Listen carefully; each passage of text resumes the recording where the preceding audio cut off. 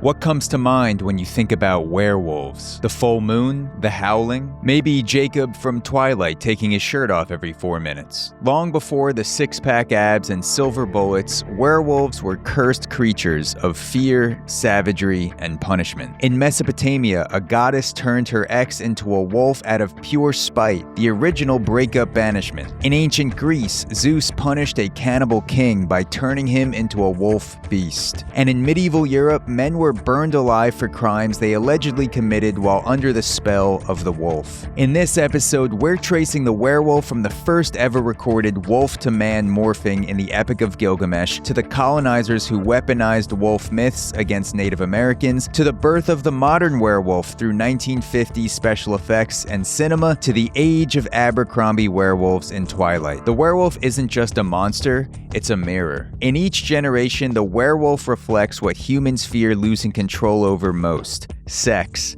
sanity, morality, the fragile boundaries that form our humanity. So pour yourself a drink, light a candle, and join me and my wife, Dr. Julie Labau, for the Zach Show Halloween extravaganza as we dig into 4,000 years of rage, repression, transformation, and fur. And if you hear a howl or a scream while you're listening, don't worry, that's just New York, where we recorded this episode. Let's get into it. Welcome back to a very special episode of The Zach Show. It is always special when my wife, Dr. Julie Labau, joins me on the podcast. Hello. We are doing a Halloween extravaganza episode today. Ooh. Last year, we did vampires. Do a sound effect for that.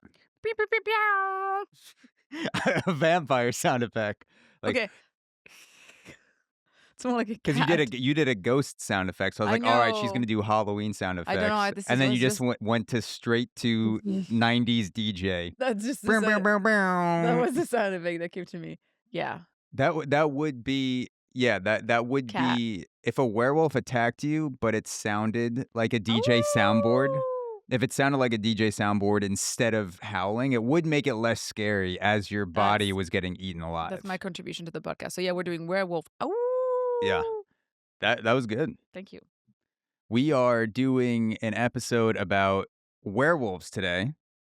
What do you think about when you think about werewolves? What comes to mind? Okay, I think one of my earliest werewolf memories had to be from Harry Potter. First reading the books and then the movies. So came, this tortured individual that was, normal most of the time, but then the full moon would come and he would lose complete control of him or herself to the point that he would not, to quote Connor Harry Potter, recognize his own best friend and would shred him to pieces. This is Lupin, right? Yeah, Remy that's Lupin. Lupin. Obviously, then there was like the Twilight series that came out, and there's some werewolf involved in there. I have never read or seen it. I just know that there's something in there. But I think there is, similar to vampire, there's this theme of, not being able to restrain yourself, just letting your visceral, animalistic desires take over from your own control. And I think they're somewhat similar themes between the two creatures. Most recently, we've been binging Wednesday that came out this summer, the second season. So there's a little werewolf in there as well. There's a few werewolves. There is a few werewolf, but obviously, one of the main characters, she's a werewolf, and we learn a bit about other beliefs around werewolves. But when I was a kid, I was super interested not only in everything Halloween, but everything mythical creatures, etc. So I did a little bit of reading in that, and just like everything else, there's always different stories, different myth around what werewolves are. But I think the general thing is you turn into a somewhat wolf, somewhat human creature when the moon is full, and you're just that for one night where you just rampage people. Oh wait, and one last thing I'll say. Yeah. So I get all my werewolf knowledge out. One of my favorite games growing up is called Werewolf, and we played this in Panama. So, werewolf. It has a different name depending on where you are. I feel like, Well, it is called loup-garou in but French, yeah. which means werewolf. Can you describe it? Because I know some people call it different things. Okay, it is the funnest game ever. So I've started playing it when I was a kid. I played it with friends. Like we were like, the cool kids. We played werewolf and zip zap or whatever Mm. in the yard. But With zip zap, it's just like one of those weird non-werewolf related no, games. it's just kind of one of those games that I think people in improv do where you like pass a magic ball or something like that. That was what the cool kids did in middle school. They just played magic ball. Okay, But you were anyway, clearly very cool. I was if you were playing so zip zap, cool. I love to play games. all But the cool kids did improv. to be fair, I think the cool kids like to play games, but because they were cool, they were pretending they didn't. But we were children. Of course, we Yeah. like playing games. But anyway, to go back to what werewolf is, the concept is you have a storyteller that is not part of the game, but that will lead you through a game. I guess kind of D&D, Dungeons and Dragons, and each person gets a card face down, and they can essentially be a werewolf or villager. And then the villagers, some of them have special powers that allow them to see who the werewolves are, etc. And so at night, different characters get woken up. The werewolves commit their killings, and then you switch to the daytime, and then you debate who might be the werewolf and who we should kill. Yeah. And the villagers basically bring someone to get their head chopped off. Yeah. Metaphorically, obviously. And it's a really, really fun game. And something that I like about it is that you have to lie if Yeah. you are picked Yeah. as. Oh, is it if you're a werewolf? You have Well, to, I guess. Or if you are maybe like you have a special power and this is why you know what they are, but you can't reveal who you are, otherwise a werewolf might kill exactly. you Yeah. the next night. There's one position where you're basically lying and you're trying to convince people that you're Well, not who you say you right. are. Well, when you are a werewolf and people are like, oh, I think I heard noises or he is behaving weird, so I think he's a werewolf, you don't want to get killed. So you're going to be like, no, I heard that person. So it's a mix of strategy and also like, okay, you have something called Cupid that can marry, for example, a werewolf and a villager. And if one dies, the other one dies too. So as a werewolf, for example, not only do you want to not die, but you have to ensure that your lover doesn't die either by being thought of as But a werewolf. I like it because But yeah. any game where you have to lie, Yeah. my adrenaline is spiking so Yeah. hard inside and my heartbeat is racing. And I think to myself, oh my God, like this would be exhausting having to lie all the time because of the way it spikes up my heart rate. But then by the Yeah. end of the game, I feel like I get better at it. So then I Yeah. always leave the game feeling that Empowered. I'm an empowered I could be a pathological liar. politician. I could run for office. Yeah. I could convince people to do all sorts of things. I feel like an empowered liar. Yeah. And it really is just a symbol of, it's not that people aren't born good liars. It's just that people haven't had enough practice. So if you're not a good liar and you're listening to this podcast, go play some werewolf and get your lies up. Yeah. For me, I will say that two things came to mind immediately when I thought of werewolves. One is when I was a young lad playing college baseball. Okay. My 20-year-old self Many full moons many ago. full moons ago. Exactly. My 20-year-old self started gaining vast amounts of back hair out of nowhere, and I was Oh. made fun of in the house. And the word And I can werewolf, vouch it's still there. the word I've been growing my back hair out for over a decade to prepare Wait, for this episode. So the word werewolf was thrown around So a couple times. So hang on. That means that not only you had the body of a werewolf, but then when you shaved your head, when you shaved your head, you had the face of Nosferatu. So you really are a Halloween character to your friends. I was even paler than I was now. We had to shave our heads at one point in college, so I was called Nosferatu in the face. And then once I start growing out back hair, I had the word werewolf thrown at me Mm. because of my wings. It looked Yeah. like I was turning into a Yeah, werewolf from that's behind. true. It's So butterfly I was a wings. hybrid. I Yeah. was a werewolf vampire hybrid at one point in my life. Isn't that, the dilemma with a lot of men is that all the hair from your head goes away, but then you start growing more and more hair in undesirable body That's parts. true. I'm grateful right now that I haven't had to worry about losing the hair on my head. But Same. if it starts going, I will ask a surgeon to take out my back hair and put But it I onto think my I think scalp. that's generally what they're doing. They're like, well, you're growing a lot of hair in that other body part, so we're just gonna They, like put them in they on your usually head. take it off the back of your head, like your Right. neck, because most Yeah. people don't go bald around their whole head. Sure. But that's either here nor there. And then the second thing that I thought Mm-hmm. about, the movie Van Helsing. I don't know if you've ever seen it. Mm-mm. So Van Helsing is a monster hunter. He's hunted Okay. Frankenstein, he's hunted vampires, he's hunted werewolves. The movie Van Helsing with Hugh Jackman Okay. as Van Helsing came out in 2004, and there is a scene that's still probably one of the most iconic werewolf scenes of all time in cinema, is when and it was also at the beginning of when CGI was actually starting to get good, Good, yeah. 2004. Hugh Jackman fully transforms into a werewolf on camera, Mm. and then the guy that's playing Dracula also You mean transforms. Wolverine? No. No, that's a different hairy guy with nails. He does play I was gonna say it's pretty close. Yeah, he does play a lot of hairy guys with claws.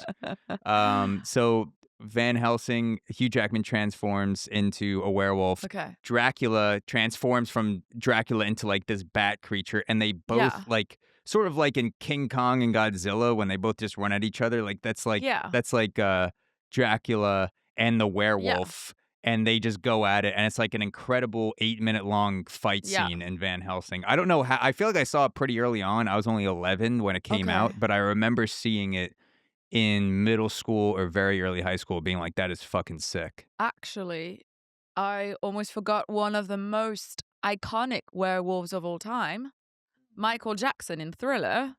That's true. So that's also a very, I think, a moment that's really transcended through time. And I just saw a video that like actually, wait, what's her name? She has like this big party in New York Yeah. every year. She always does the The Met craziest Halloween. Gala? No. She always does the crazy, uh, something Bloom. Wait, no, not Bloom. Is it a celebrity? Yeah. And she Oh, does a so Halloween party every okay. year. Heidi Klum. Heidi Klum. The Okay. Heidi Klum Halloween party. And so she did Michael Jackson. And she always does the craziest Halloween costume. Like she did like a worm one year, which was like insane. Yeah. I think last year she was like a peacock and she had like dancers that went with her. But one year she did like the Michael Jackson Thriller with like all the prosthetics and stuff, Yeah. and it looked amazing. But it is the costume. Like I have a jacket that would be so perfect for this Yeah. actually. That's how So you know. That's how you know how good Michael Jackson was as a music artist. Is that mhm. he had all those allegations about him touching kids, but still people are like, "Oh, I'll dress up as a thing from one of his music videos." No one's dressing up as a character from an R. Kelly music video I for mean, Halloween. I do think that things change over time. At the time, I think that was still like morally on in his career as Yeah. well. And to be fair, like there was just so much of it that was so iconic. It was also that you had all these extra. You had this choreo with like 100 people all in Yeah. costumes, and it was something that was never done before. And I think, despite everything, I think it is okay to not advocate or support the actions of people when they do bad things. I do also think that you can acknowledge that it was a one of a kind artist, Yeah. but also a terrible person at the same time. I don't know all the details about everything that's happened with him, so I don't want to like speak too far on that. Yeah. But yeah, at the same time, it's just like it's sad, but obviously you'll have both. See, R. Kelly was pretty good because I'll still hear a couple of his songs on the radio once, like "I Believe I Can Fly" or the Ignition remix. But Michael Jackson, like his entire catalog is still fair play. So Yeah. when people bring up the allegations, they're like, "Just please don't ruin this for me." It's Michael Jackson. Mhm. I'm not turning down Billie Jean because he touched a few kids back in the day. It's too he rises above the allegations is what I'm saying because of the skill level of his music. And by the look of your face, I will move back into I was gonna say werewolves. no comments. Let's move back to All the right, that's furry fine. to our furry friends. You can reserve I think Michael Jackson probably incorporated some furs. But the origin of werewolves, would you like to learn more about where the I myth of the werewolf comes from? I would love that. Okay. So, before we get into the modern werewolf, because it is a long journey, there were werewolf prototypes that we'll get into. So these are just man to wolf transformation legends. Okay. The werewolf was not a term yet, like the modern monster that we know. But in terms of the werewolf, I or don't think you can call them monsters anymore. I don't think that's appropriate. is that, am I going to I get canceled? think they like to be called fur people now. For people of fur, like people of color. Stop! You take it too far. Um, Okay, go on. so Sorry. so there's no single origin of werewolves, and the reason is because wolves, before we started just annihilating all of the natural beauty of the planet, they were once the most common land mammal. Wolves were like mice in New York City. They would just like be everywhere. They were in so many countries. They would roam the plains back in the day. So basically every early civilization has tales about wolves because they were just like the animal that was around. So you can't Yeah. like narrow down the like, oh, it was the Mesopotamians or the Greeks Yeah. or like the African, like They were the coyotes of their time, I feel like, to people, where they're like, but bigger and more threatening to humans. Yeah, and there was no separation really because the early days of agriculture had not started yet when people started Yeah. telling tales of wolves, like man to wolf transfer. So like they they were both it was like this weird, not weird dynamic, but it was a duality relationship because humans had fear of the wolves, but they also felt a kinship with the Sure. wolves because the wolves live like humans in a lot of way. They Yeah. have packs, they have family units. Yeah. There's a leader of the unit, and the alpha wolf who is typically in charge, but that A is leader. that Yeah. is debated among Oh, is it? scientists who study wolf behavior. Apparently, wolves that are in captivity will form alphas, like they'll point out, but like Oh. wild wolves don't really. So it's like when you're Huh. studying wolves, they're in captivity. So Yeah, like it makes sense. it's harder to study Well, that. I mean, yeah. But so wolves live like humans. They live in packs. That they hunt as family units. But then also there are these apex predators that would tear apart the livestock a lot of Of times. Like when course, yeah. people first started farming, they were threatening to humans Sure. because they sometimes would attack, but they were more like these predators on the perimeter, Yeah. and they look scary when they're They're looking at they're you. big. Like, I think people forget how big wolves can get. And they were Like, bigger back in the day. I'm sure, Yeah. when they were well fed by But your livestock. but there is this like dual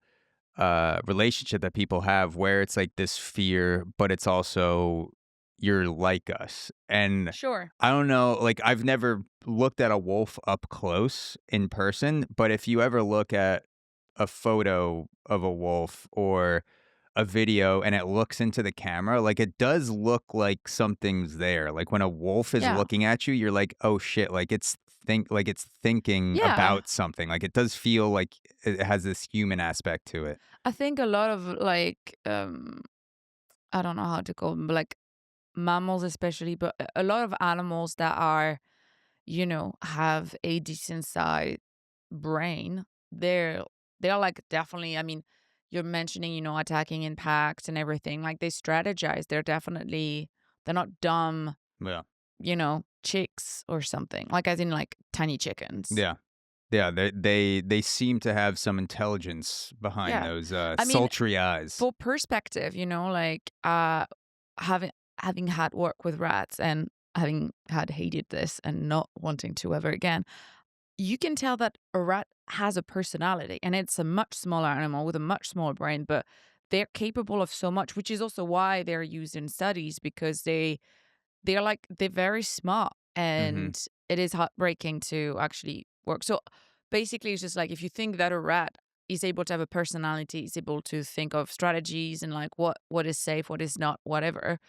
Obviously, a wolf is capable of Yeah. so much more than that. So there is no single pinpointed origin of werewolves like you might Hmm. see with other myths where it came out of a certain part of the world. Like with But since they're interacting a lot with humans, you could be like, oh, like you got bit or something. Could it be kind of like so zombie the like? so the poison transformation, like the the transformation by bite doesn't come until much later, Okay, and but and we'll that get is into that. something you come to. Okay, okay, cool, cool, But cool. yeah, that's more part of the But they live modern closely, werewolf. essentially. They live So, closely and hmm, they're all over the planet that isn't like the yeah, equator. Like yeah. like So anywhere any human with population is trees and interacting with yeah, like wolves. basically it's all over. So everyone has stories about it. So you can't That's say that very cool. this is where it That's generated. very cool. From history though, 3 wolf prototypes have emerged. Mm, The first prototype is the victim werewolf. The second prototype is the damned werewolf. And the third mm. prototype is the warrior werewolf. And when I say werewolf prototype, that's just anything that existed before the modern werewolf Yeah. interpretation, like 1950s onward. So, Yeah, because I feel like a lot of the old myth were like tales of warning, being like, you should behave properly, otherwise you'll be cursed and turn into something. so this is something we'll get into. Mm-hmm. Myths had a functionality. Yeah, yeah, yeah.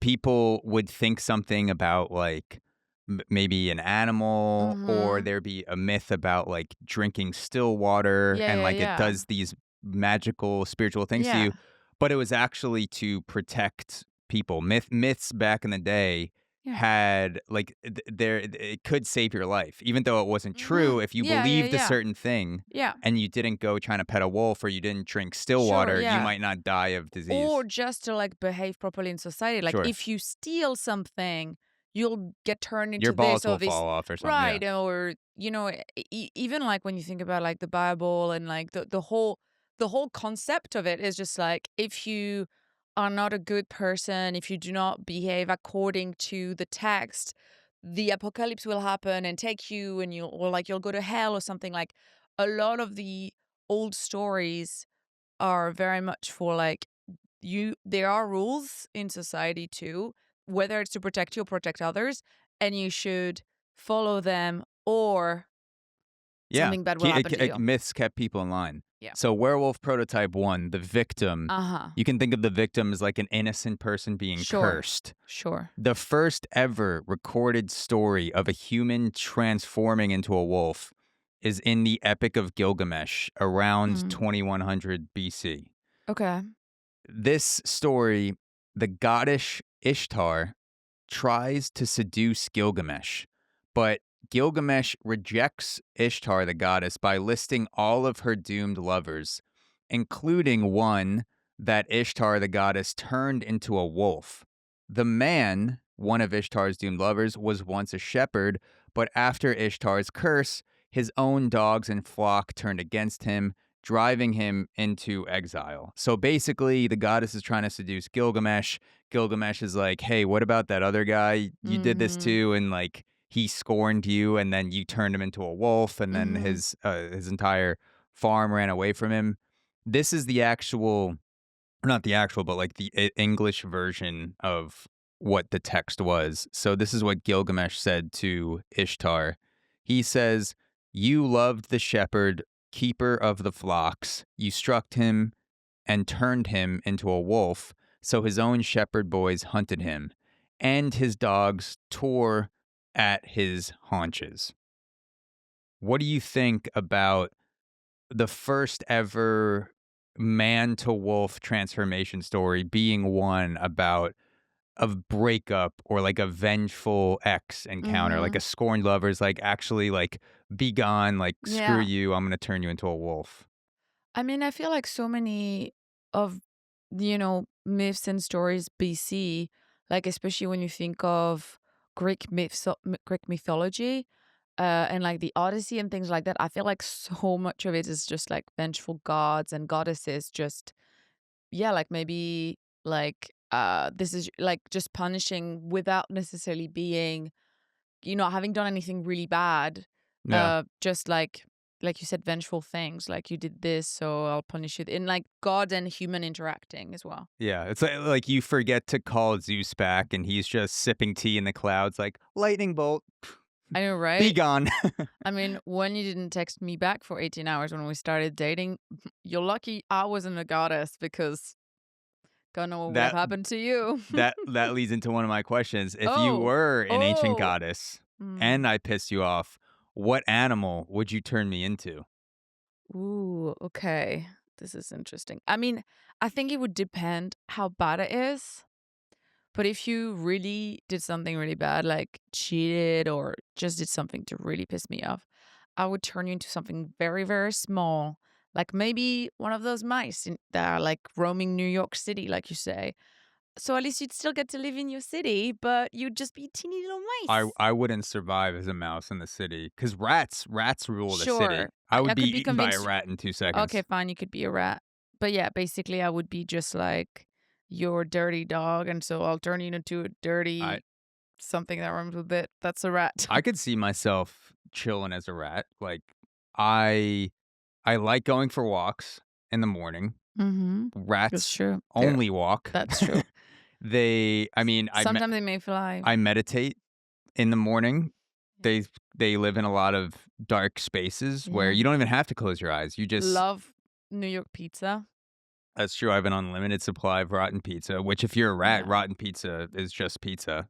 So I would take that. So see, it wouldn't be the ultimate punishment because you wouldn't die too quickly, but you would struggle. I'm trying to think what I would turn you into Mm. because I mean, I like a lot of animals, but you're definitely more of an animal lover than me. So I could see yourself loving life if I turned you into a dog or a Yeah. dolphin or a horse or something. Like if you really did something messed up to me, Yeah. I would have to like, what are you? Oh my god! What? I would turn you into a mosquito, Oh my God.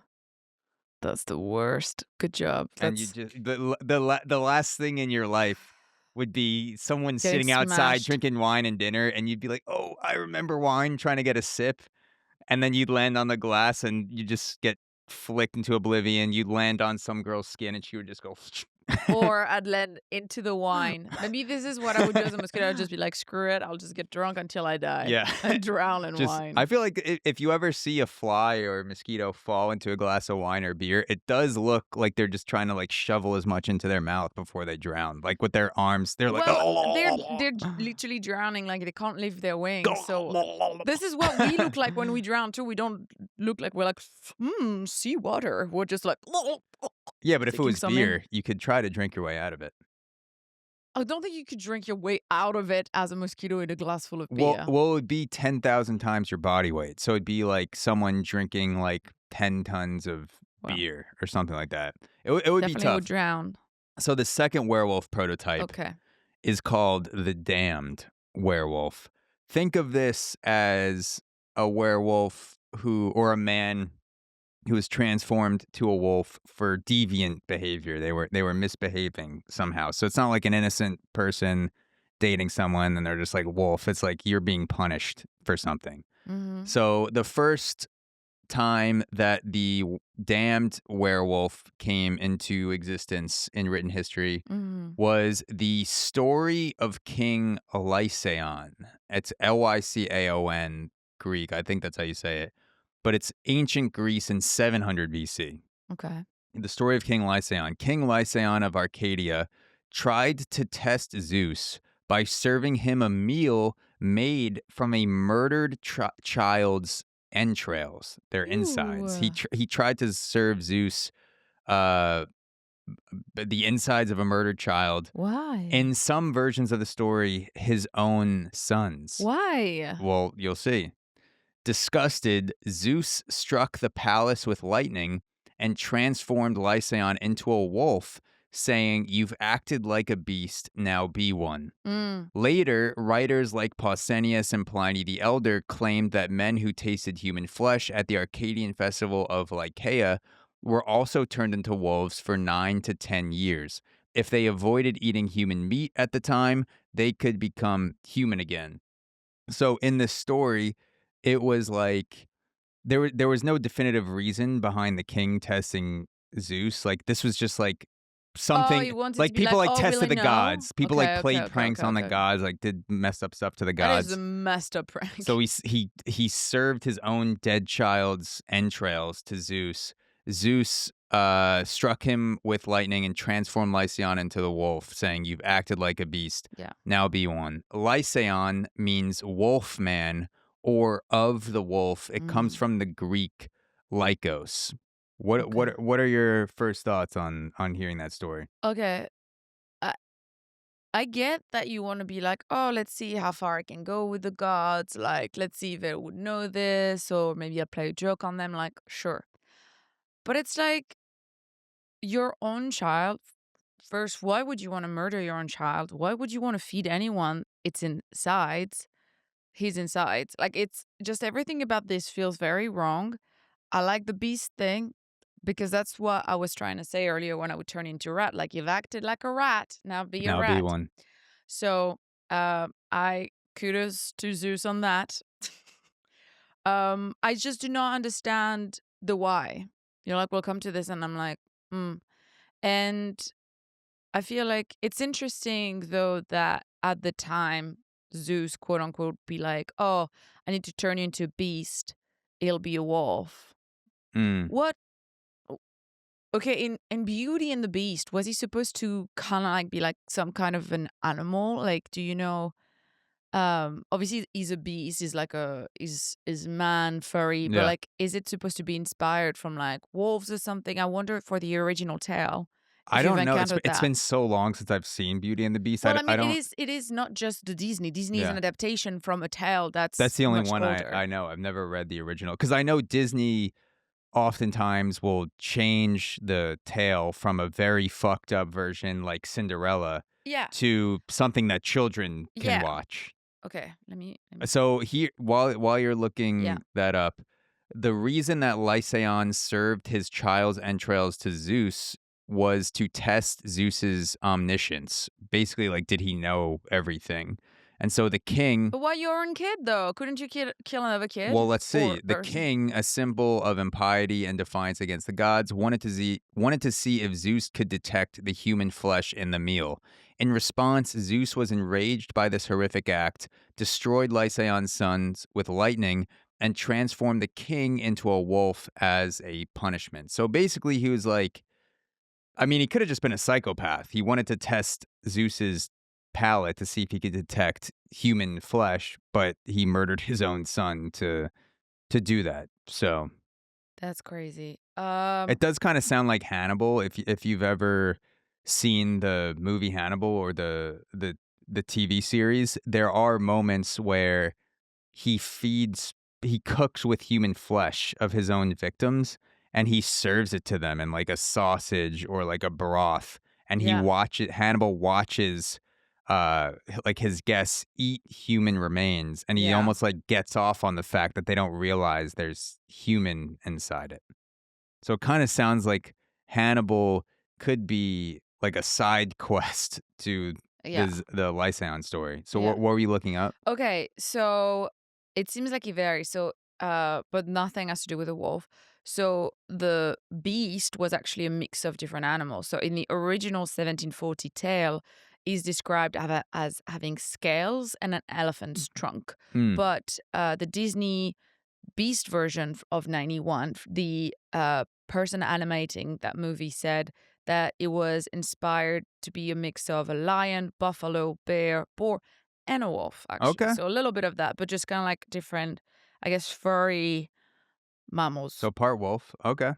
but just like a mix of all that So inspiration. to go back to the Lycaon story, Uh-huh. there were a lot of man to wolf transformation stories told across ancient civilizations, Mm-hmm. which is interesting, like having a lot of man to wolf transformation stories, specifically with cannibalism. You could see this in ancient Rome, ancient Greece, Mm, Mesopotamia. So scholars consider this, looking back on history, as like a myth was serving as a warning to yeah. not engage in an act that would be harmful to humans and Sure, society. yeah. So like people may have actually believed that if you ate human Yeah. flesh, you would turn into a wolf. Because Yeah. that was basically the moral of a lot of the stories. Like, if you give people human flesh or you eat it yourself, you're going to Yeah. turn into a That wolf. makes sense. People may have believed that, and it stopped them from eating human flesh. Obviously, there's like all kinds of diseases that could come from eating human flesh, like Right. prion disease.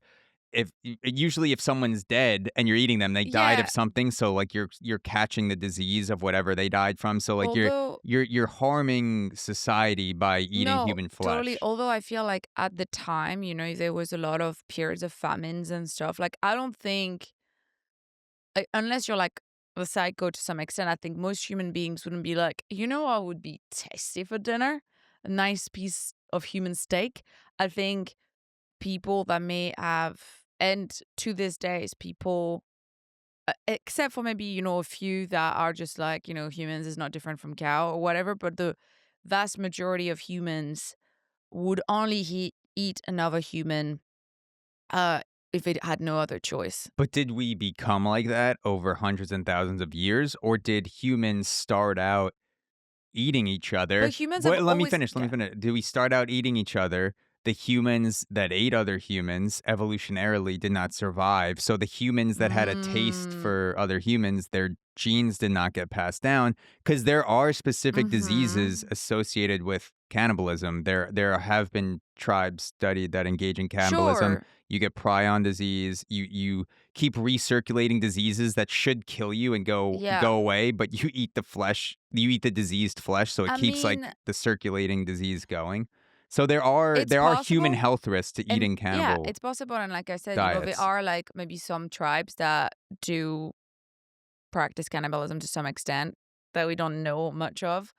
Um, but because humans are social beings and they've always been as a group in the same way that wolves work as a pack, like you've Mhm. said, I think it's just counterintuitive for them to be hunting other humans or wanting to eat humans within your group unless you had no other choice for It's survival. possible. So wolves actually do eat other wolves, but only opportunistically. Yeah, Like if another wolf gets killed and they're yeah, starving, wolves exactly. will eat other wolves. But I think this tale of King Lycaon being turned into a wolf for serving human flesh, that to scholars looking back on it, that kind of served like it's a scary story, Mm-hmm. but it kind of also serves as a societal warning of like this is what you get for engaging in cannibalism Yeah. back in the day. My question is, if we move that forward to today, like Mm-hmm. we have our own version of the wolf man myth deters cannibalism. But what if we say, like today, we have a version of a myth in 2025 Mm-hmm. that is used to enforce public health and it actually saves lives, Yeah. but it's a complete lie. Is that moral? To lie to people to get them to follow a certain set of health rules that actually save lives, but the reason they're doing it is completely made up. I mean, I feel like we definitely have a lot of that, and some are more or less well intentioned. And I think, especially now with all the media lying and all this, is just like how much of it. But that's honestly the part that bothers me with today's Like a example. Like, for example, purposeful lie? no, but like during the pandemic, for Okay. example, I feel like there was a lot of that. And, like, I think, while maybe wrong, ethically would be okay if it did actively save lives and protect people. But the fact is that I think most lies that we see today do not benefit the general good, the general public. It benefits specific individuals that are trying to stay in power, that are trying to make more money or something like this. So it's a double wrong. But I would say, from an ethical standpoint, if you are lying to someone or to people and actively saving their lives by doing so, what you're doing is inherently good. I see. I think you could separate it out into short term and long term effects. I think Sure. we saw this a lot during COVID, where there were a lot of, I won't even say a lot, but there were some health officials Mm-hmm. bending the truth to fear monger with things Yeah. like masks or jabs to encourage people to get the But the masks were let on me finish. lies.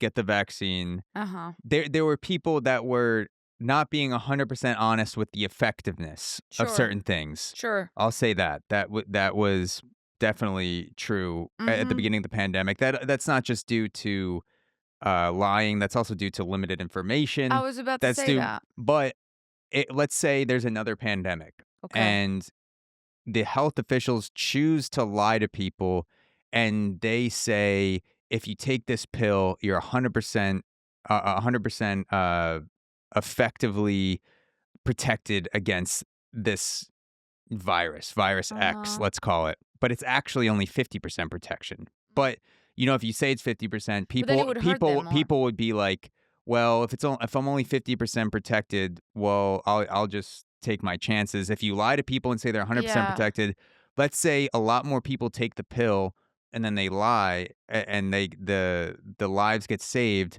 In the short term, you're saving lives, but in the long term, you're creating societal distrust Yeah. with medical officials in the medical Yeah. industry to where if the next thing happens, they're just gonna be like, "Oh, fuck off, like, I'm not listening to you." I do agree with you that that's absolutely true. But also, I think if it was the case where we're like, oh, this pill work 100% of the time, and it's like, let's say another COVID thing, and it only works 50%, what they are doing is actually harming 50% of the population. Because then if you're like, I'm 100% safe against COVID, therefore I won't need to wear a mask anymore. I won't need to be as careful. I can encounter and hang out with people that have COVID because I'm fully protected. So this would be technically as harm. I mean, and that is if you have a 50% chance of being 100% protected against COVID. So it depends as well, like if it, or you're like 50% protected against COVID. So you are effectively putting 100% of people in danger or 50% Yeah. depending on what it is. But so in your example, I don't think it would necessarily work because you would be endangering people at the same time. So here, I asked ChatGPT to generate me a 2025 version of Okay. the cannibalism myth, basically like Okay. a medical myth that people would actually believe today Mm-hmm. that's related to health. And so ChatGPT came up with this myth. If you skip too many vaccines, your Mm-hmm. immune system forgets how to store long term defenses with something called immune memory loss. Now, if everyone believed this in 2025 and they chose to not only get themselves vaccinated on schedule, but their children, and this is completely false, by the way. There is no such thing as Mm-hmm. immune memory loss. Your immune system doesn't forget how to fight long term Oh, that's things. what he meant by this? I thought it was like your immune system is lacking and so you're losing your memory. No, no, no. So like immune memory loss, Sure, it's okay. like if you miss the schedule of vaccines, your body forgets how to That store that they had long-term ever defenses. vaccine. Okay, That's okay, not okay. true at all. No, no, no, But if yeah. people believe that, a much higher percentage of people would probably Yeah.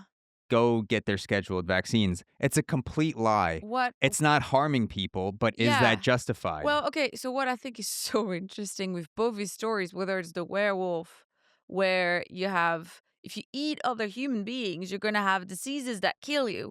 And then the other one, which is with the vaccine, is just like, if you don't get your vaccines, the virus will kill you. People are like, it's fine. I don't need it.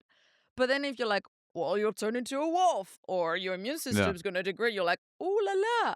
You need a punishment. Actually, The myth doesn't work without the punishment. I mean, in 2025, it should be something like, oh, um, if you don't do your vaccine, you're gonna end up looking like Trump or something.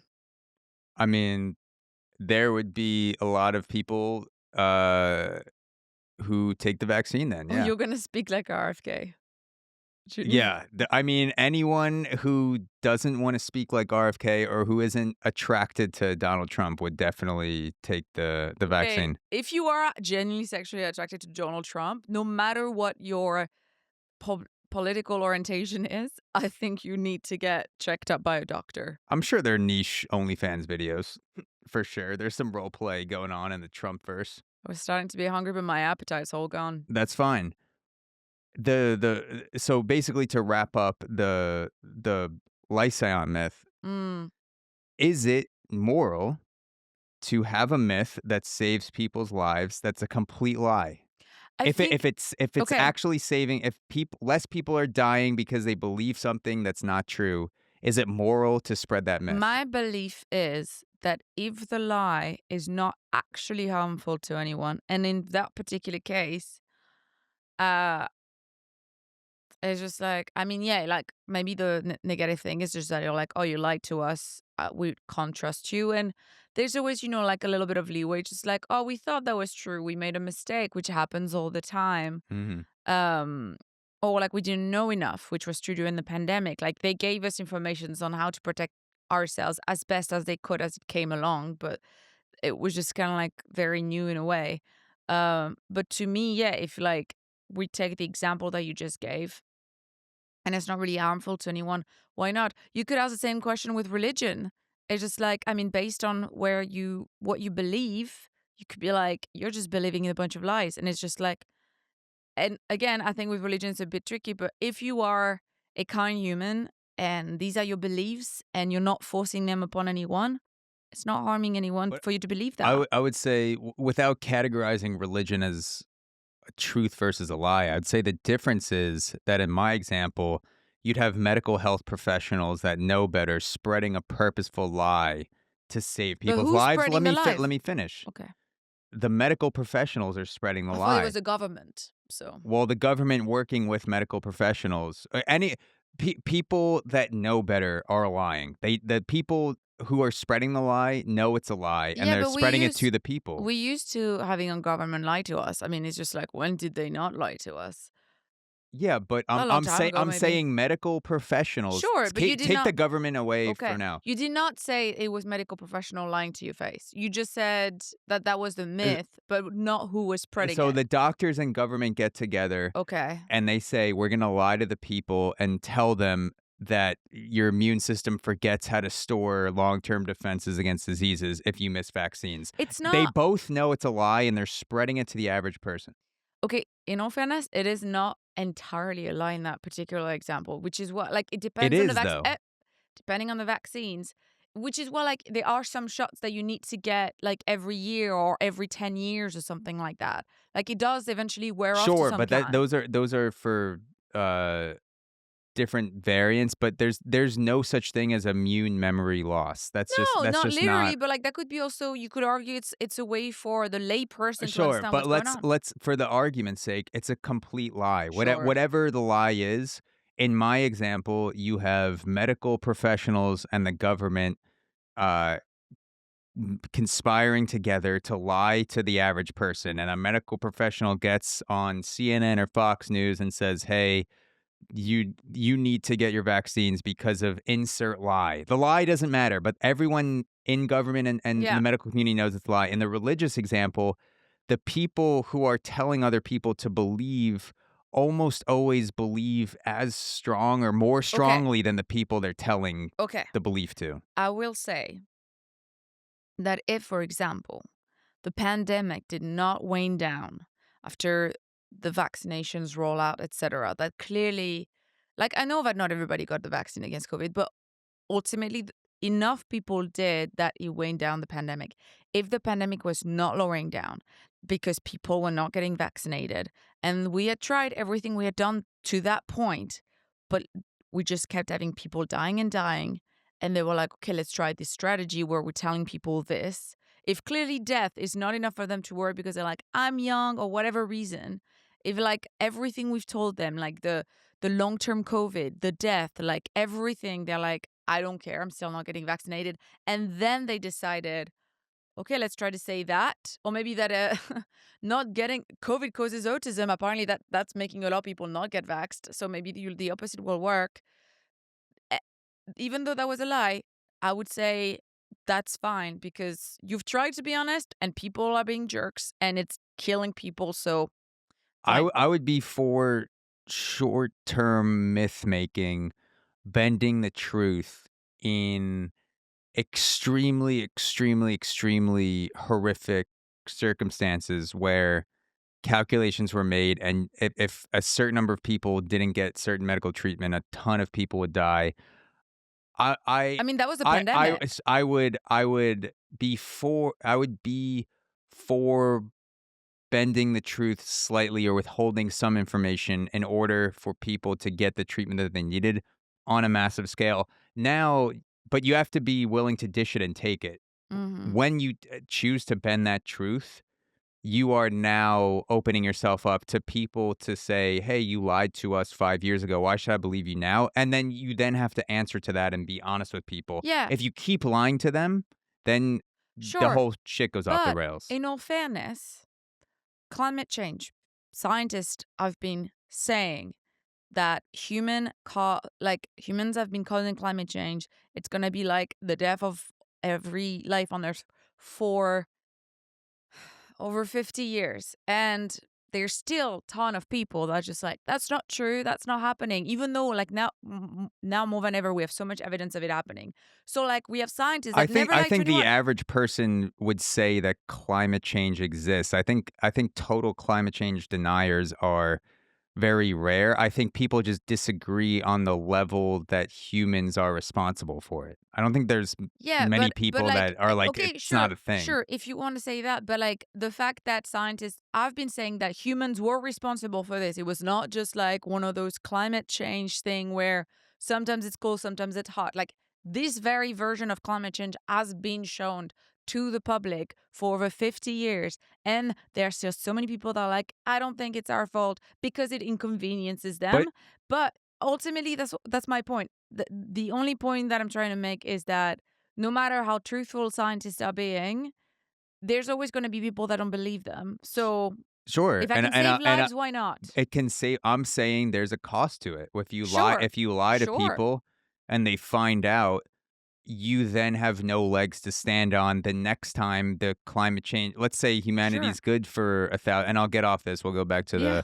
the werewolf stuff, so it doesn't turn into an hour and a half climate change podcast. But um, you have to be willing to say this is such a horrific, heinous Uh huh. situation that there may not be any time after that to catch up. Because Yeah. let's say climate change 1.0 goes away for, a few hundred years, and then all of a Hmm. sudden there's another scare or new technology, and it becomes well known in history that scientists got out of climate change 1.0 by lying. Hmm. When the next wave comes, people remember history. We're talking things that happened thousands of years ago. Sure. You then will have much more trouble getting people on board for the second round. So I'm not sa- I'm saying it depends on the situation, but then you have to be willing to say as a scientist or as a government official, not so much government officials because they'll just lie and lie and lie and not care, but as a health professional, Sure. if you break your oath and lie, you then can't be angry when people don't believe you later. But the oath is to save lives. The oath that doctors I take think is there's about. something in there about truth and I being mean, they true. have to Like, respect certain beliefs, etc. But I think if it can be about. I mean, I don't know. We'll have to ask your brother sure, for that. but But I'm saying I'm agreeing with you. I'm saying short term you can okay. save lives, but you have to be okay with Sure. long term. People are not going to believe So, you. how did people back then feel when they were like, "Wait, I had some human meat and I ain't a wolf"? They I mean, they might have died from disease. They might have had something happen to them. There was a lot of there was more room for myth making back then Sure. because we knew almost nothing about bacteria or health. Yeah. So, like, it could have been that if you had meat and you got prion disease in your brain and you started to go crazy, people would be like, oh my God, see if you eat meat, the devil Yeah. takes you So over. let me Something ask like you that. this. Remember when we were talking, I think it was the vampires. So one hmm of the This is the reasons, episode last year for yeah. Halloween, the vampire episode. So Yeah. one of the points where the myth met reality somewhat is that there were people that developed a certain disease that may have them, like, have blood coming out of their mouth or I think it was porphyria. right. Yeah. Is there any phenomenon where, I don't know, if they would get hairier or something? Was there like any physical manifestation of them turning into wolf, or it was always like fully mythologic? There is. So I have this towards the end of my notes, but we Ah, can get into this jump on it. now. Um, Ooh, there's a so photo. there's a condition called werewolf syndrome, hypertrichosis. Hmm. And I'll throw this image up in Yeah. the podcast. This is a teenager from Pradesh, India, has an ultra rare condition called werewolf syndrome, hypertrichosis.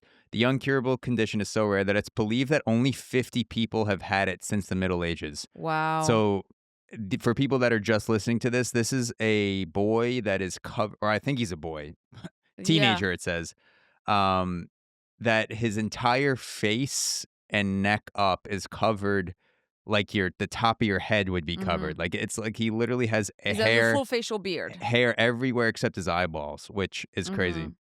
But let's get back to the prototypes to finish them off. So Yeah.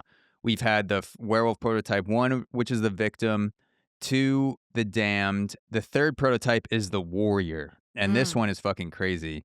So there were these people called berserkers in Norse culture. This is Mm. 800 to 1100 AD Okay. in Scandinavia. In Norse culture, berserkers were elite warriors who entered battle in a trance like rage, a psychological transformation so intense it seemed supernatural. They'd wear wolf or bear skins. The Mm. word berserker in Norse meant bear shirt. Mm-hmm. The berserkers were said to howl, bite their shields, and fight with inhuman strength with no sense of pain or fear. This wasn't literal shapeshifting like turning into a wolf, it was a spiritual and psychological shift where the warrior believed he was channeling the animal spirit that he was wearing. Some historians think this state was achieved through rituals, chanting, drugs. I was about to say, were they on drugs? So we'll get into that. There were probably some drugs involved or adrenaline conditioning, creating Mm-hmm. a kind of controlled madness. In battle, berserkers terrified enemies and inspired allies, embodying the idea that becoming a beast made you invincible. So many historians think that berserkers also took psychedelics before battle. So Mm-hmm. not only would they be wearing wolf skin, but imagine a Viking, Yeah. essentially, is who they're describing, someone that's probably like 6 foot plus, pretty jacked, wearing a wolf skin with a full wolf head Yeah, over yeah, their yeah. face, I can visualize on that, yeah. mushrooms, running and screaming at you, thinking that they have the physical strength of a wolf, Yeah, they probably believed that they were wolves, yeah. biting their shield, and you just see guys with axes and swords and arrows just fucking, Mm-hmm. just absolutely desecrating the entire battlefield. Mm-hmm. That has to be some of the most horrifying. Like if you told me what do I think hell is, I think it's being in a battle against berserkers. Mm. I would want to die quick, so I'd probably like try to line my neck up with the axe, because Yeah. if they missed and like hit my skull or like got me in the body, I would believe, like I'd be like, here, like I'll like put my neck out just so my head gets lopped Yeah. off instantly, so I don't have to suffer. Yeah, damn. If you were about to go into battle, what drugs would you want to be on? If you were a berserker and you had a Um, full plethora of modern day drugs, anything you want. I feel like maybe like cocaine, where you just feel like enhanced Yeah. and ready to go. And like, I mean, I don't know. I don't think I want to like something hallucinogenic because I want to be like, You want to make not sure you're fighting a real person. right. I don't want to be like on like a You're just stack of swinging an axe at hay. the air, and the Yeah. rest of the berserkers Or like, who just, the fuck is or Julie fighting? just like going at it with a stack of hay, being like Yeah. killing the elephant. Yeah. How many times do you think berserkers went into battle and then halfway through they realized that it was just tall blades of grass and they weren't actually fighting anyone? I don't know. Well, Probably I at mean, least it sounds once. like they kind of like bulldoze it through people and just were like, yeah. Yeah. And then just anyone on their passage was just falling down. So yeah, maybe something that just makes me feel extra good about myself. Like I've got this. Like, and also like you gotta be so scared. Even if you're a great sick warrior, there's a good chance you're going to die. So Yeah. if you're still a little bit human in your head, you don't quite want to. So something that makes you feel less scared, empowered, like you can take on the world, which I feel might be cocaine. Yeah. I think I would do 2 shots of whiskey Okay. with a little sipper on my. Would you light it first? So you're like, yeah. Probably not, because I'd probably miss my mouth Yeah. because I'm shaking from being nervous going into battle. Yeah, I'd just true, light my true, entire true, face on true, fire. true.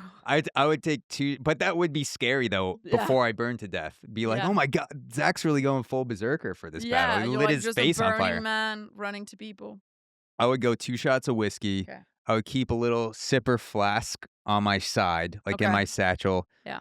I would do cocaine, however many lines till I was like, I wasn't fully tweaking out, but I'd be Sure. like, I'm feeling numb enough to go into battle. Yeah. I'd keep another little, like glass thimble of Coke on my side where Yeah. I could just like put it on my nose and Yeah. fucking like rip it in the middle of battle. And then I would want a cigarette. Like as I was riding into battle, I'd want to like the last thing I'd want is like a deep cigarette inhale right before I took my first victim's head off and like breathe it out as I'm lopping someone's head off their body. Fair enough. That's how I think I'd do it. So we move from the werewolf prototypes and we went from 2000 BC to around like 1200 BC area with the third prototype, the warrior with the Norse Vikings. Then something happens a little later called the bubonic plague, the Black Plague. Kills anywhere between 20 to 50% of humans on the planet. I think like 50% of Europe and like 20 to 30% of people who, and Europe was like the known world at that point. So a lot of people are dead. As the bubonic plague is taking humans out, what do you think happens to wolves? Takes them too. No, they don't catch the plague. They grow. Yeah, So makes the sense. wolves are happy. They're like, Yeah. oh, like look at all this land that we can take over again. True. So wolf mythology kind of goes away for a few hundred years. Ends up coming back post bubonic plague around like the witch trials era, around 1580 to 1630. Around like the satanic panic and the witch hysteria is when people are like, oh yeah, like wolves are also a thing we could freak out again about. Well, as we're Hey, remember wolves? yeah, we can like throw this in the mix. Yeah. So one of the most famous werewolf tales from the witch trials era. This is in 1589 with a guy named Peter Stubbe. In 1589, a German farmer named Peter Stubbe became the most notorious werewolf in 16th century Europe. According to the story, Stubbe claimed he made a deal with the devil, receiving a magic belt that allowed him to take the shape of a wolf and kill men, women, and children without being caught. After his arrest, Stubbe confessed under torture to horrific crimes that he transformed into a wolf, killed his own son and ate his brain. There we go, the cannibalism again. Right. Committed incest with his daughter and sister, and even had an affair with a she-devil. On October 31st, 1589, which you may be watching this podcast on the same day, Stubbe was found guilty of murder on October 31st. His daughter and his mistress were also found guilty as accessories to the murder, despite no real evidence, and executed in one of the most gruesome public spectacles of the century. Stubbe was laid on a wheel, his flesh torn with burning pincers, his arms and legs broken, and his head cut off and body turned to ash. His daughter and mistress were burned alive alongside his corpse. Finally, his severed head was mounted on a pike beneath a wooden carving of a wolf, warning others of the devil's reach. So we're back at putting people's head on spikes again. Yeah, no, it's definitely a good warning. When you see a head on a spike, Yeah. you're like, I should probably behave myself Yeah. in this town. Yeah. What do you think of this story? What thoughts come to mind when you hear the Peter Stubb story? Again, with the children and cannibalism, that sounds Yeah. not Killing so his good. own son Yeah. ties back to the Yeah. I Lycaon Zeus wonder if they story. were like, wait, I've heard this somewhere before. Yeah. Remember that old Greek god Yeah. story? Remember how Zeus did like a little something with the soup? Yeah, I'm just gonna kill my kid and then eat his Yeah. brain like a bread bowl. He's Just just yeah. cut up the top and just like Yeah. slurp it out. Daddy, what are you doing? My Doug. head feels Ooh, funny. I feel the scratching. Yeah. So scholars looking back on this case actually view it as early evidence for serial killers. So serial killing uh, is considered to be a more modern phenomenon because Sure. of travel. Like, Yeah. you weren't able to go to a city. You It's couldn't like, well, it's gotta be Johnny. We're like 5 people living exactly. here. Yeah. So like serial killers would be found out pretty quickly. Yeah. You couldn't, kill 13 people in a Massachusetts colony and hop a flight to California and then just start a new Sure. life. When Like, was Jack the Ripper? Wasn't he around that time too? I think it was like 1800s London. Oh, maybe, yeah. But so scholars think that this could have been an early case for serial killers Mm. where it was just like this guy going crazy, like it was Yeah. serial killing, but also hysteria, psychopathy. And this guy was just going around because he didn't just murder his own son. There were other Mhm. children that legitimately went missing in areas. This wasn't made up or part of a So it myth. was children specific. Yeah, like children were going missing and he killed his son as well. And Mm. he was also going around town saying that, he was doing these things apparently. How And did they so, find out it was him? um, it doesn't say, but I imagine the way society was set up back then that it wasn't that hard to find out which guy was murdering and eating brains in I the mean, town. yes and no, because at the same time, like there wasn't all the technology that we had. So like I feel like a lot of his stories is like, oh, I went into his house and I found all these like dead children or something. Let me see if anything comes up for the Like I feel like evidence. back in the day, like either you had to find quote unquote nasty souvenirs or you had to catch him in the act. Like there was not really any other way. Um, yeah, I mean, again, I don't think it was like any real evidence because again, this is the witch trials era. Sure. Also, maybe he Um, didn't do anything. He was just like some girls didn't like him, and then they decided he was a it's werewolf. possible. I mean, he was definitely off the rail. Like he did say he made a deal with the devil. He had a Because magic belt that would let him take the shape of a wolf. because literally the witch trials happened because of a couple girls crying wolf. That's true. That's true. They did cry wolf. This guy cried werewolf, and Yep. he ended up getting his flesh torn apart on a wheel, and his wife and daughter. Yeah, did you not hear the punishment?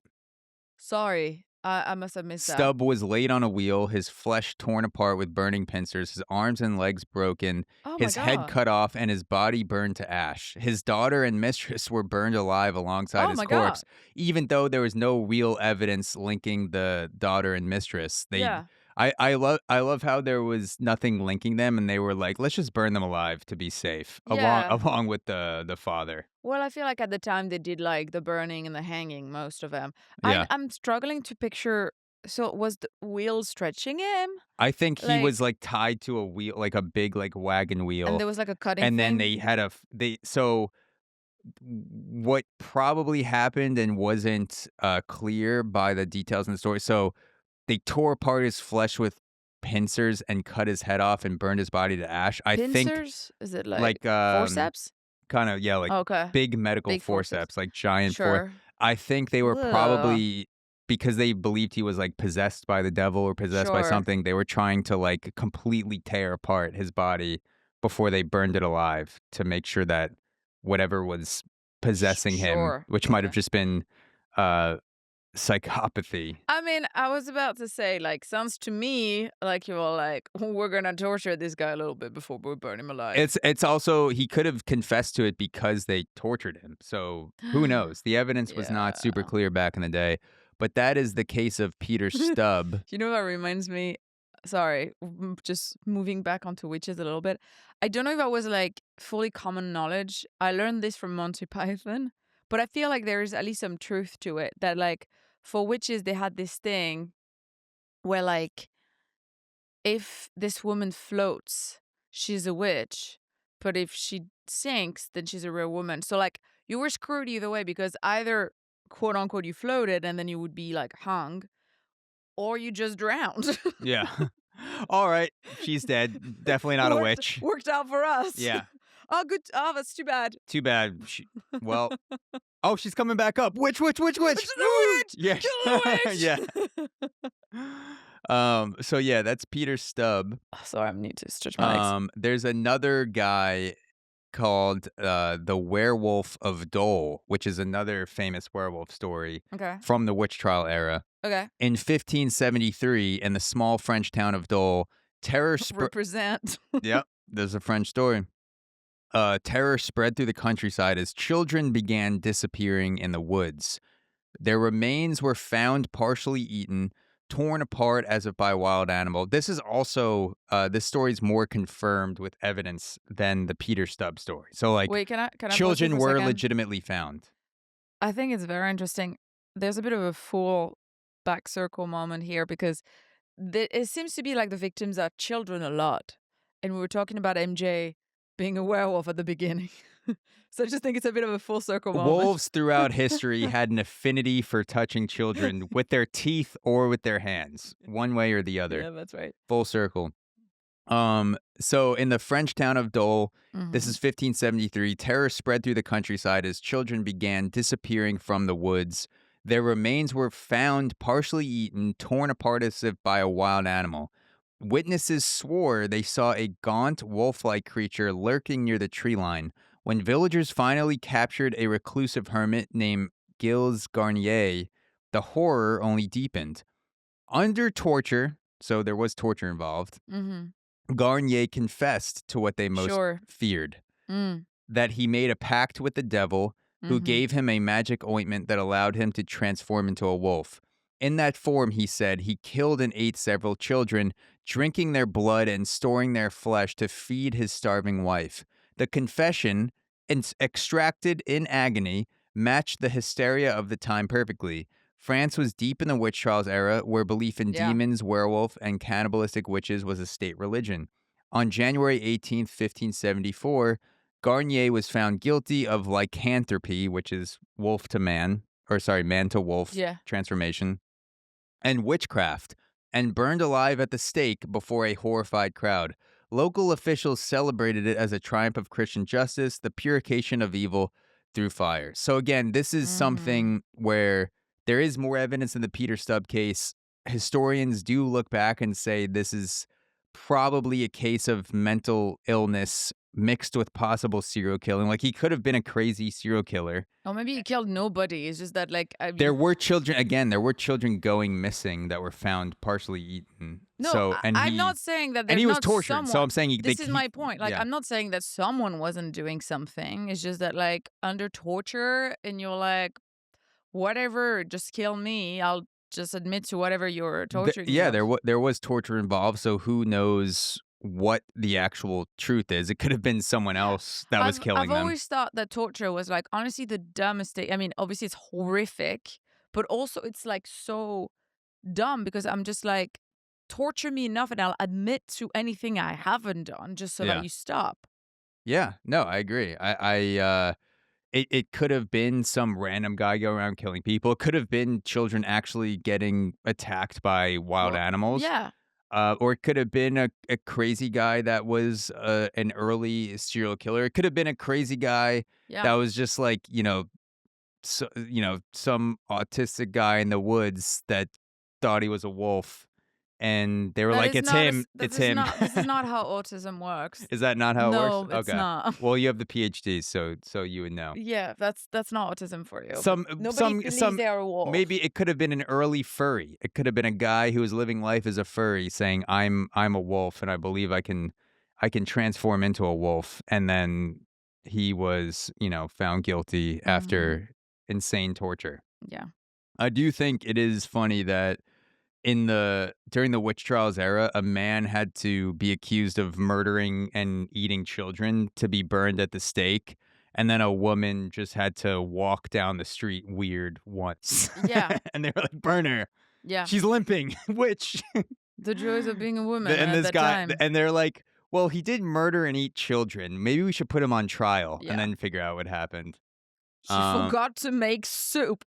which So, moving forward, we just finished the witch trials era. Mm. Now we're getting into the werewolf as a colonizer weapon. These were myths made up about indigenous people by colonizers in the 1820s to the 1890s Yeah. when Europe was, taken Colonizing. over. They were doing colonizing things. So, when European colonizers arrived in North America, they didn't just bring guns, steel, and disease, they brought Stories. stories. Myths had haunted the old world, and they found new prey in the new world. Among them was the werewolf, a creature of savagery and appetite used to draw a moral line between the civilized and the wild. In Europe, that myth had justified the persecution of outcasts. In the New World, it was repurposed to demonize the land and the people who lived on it. To settlers, the wolf became a symbol of everything that had to be conquered: the howling wilderness, the untamed spirit, the resistance to domination. Indigenous people who revered the wolf as a teacher, kin, spiritual guide were recast in colonial imagination as wolf like, savage, predatory, and inhuman. The werewolf myth, once a story of transformation and curse, became a tool of propaganda, painting Native Americans as beastly wilderness that needed to be subdued.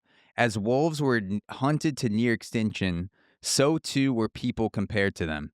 The campaign to eradicate wolves mirrored the campaign to erase indigenous identity, both framed by the colonizers as necessary for progress. Myths that once warned of losing one's humanity were turned outward, weaponized to deny humanity in others.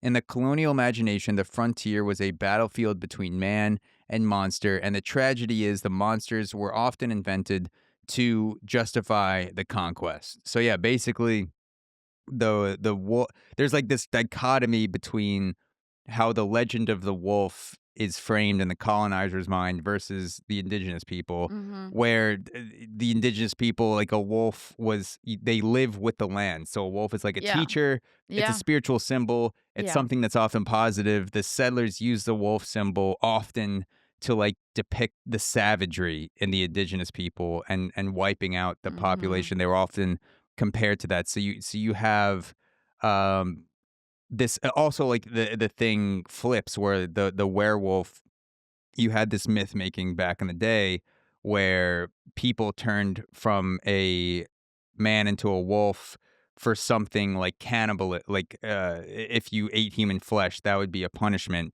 But here it kind of flips where the myth is used to take out enemies, where you're basically like saying that indigenous people are savages. It's happened also throughout history. Like Jews have been characterized as like predatory, secretly powerful Mm-hmm. monsters.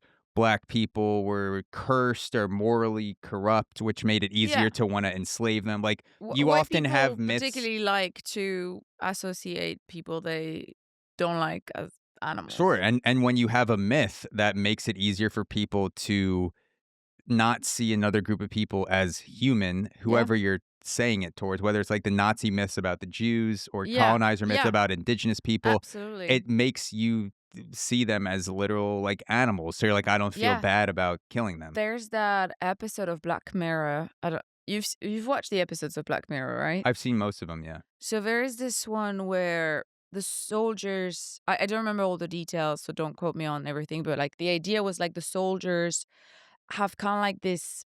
VR amputation that make them see people as like these monsters. So they're like basically shooting monster after monster, and at some point one of them actually disconnects somehow, and he realizes that these are people, but it's just making them believe that they're monsters, so they don't have any empathy towards killing them. Yeah, they see them as like I forget what the monster looks like because it's been a Yeah. while, but they're Yeah. basically like video game like zombie Yeah. characters, and then they take Yeah. their mask off at one point, or they see like it Yeah, glitches, and then they somehow, see they're yeah. human beings. Yeah, exactly. So I feel Yeah. like it's a tale as old as time to be just like, oh, it's fine. You can kill Yeah. indigenous people. You can enslave black people because they're not human. So back in the day, the myth would be like the lens that people put on, and they're seeing Native Americans as savages, as Yeah. wolves. You see Nazis see Jews as like people. Nazis call them rats, or like they like. No, I know that's So awful. like you're Awful. essentially using myths as Yeah. VR lenses to see them as inhuman, so it makes Yeah. them easier to take out. That's the purpose of the colonizer myth with the indigenous people. That's a great comparison. Yeah. So let's before we get into the modern werewolf, I'm going to take a little pee break. Not like Sure. not like a wolf. I'm going to use the toilet, but Good. then we'll be back to get into the modern werewolf and how we got into where the werewolf is today. Sounds good. Let's do it. So, are you ready to find out how the modern werewolf was born, the werewolf as we know it today? Hey guys, thank you for making it this far in the conversation, which means you're only halfway through the episode. If you would like to keep listening to or watching the entire chat, head over to the Zach Show 2.0 at thezachshow.supercast.com, where you get the full uncut version of every episode ad-free the moment it drops. You also gain access to exclusive AMAs, the ability to suggest questions for future guests, the Zarchives, which are 31 super secret bonus episodes locked behind the vault, monthly essays, and the knowledge that you are supporting a completely independent team of creators. Just me and my trusty editor, Eduardo. If that sounds good to you, head to thezachshow.supercast.com to subscribe today. I'll see you there.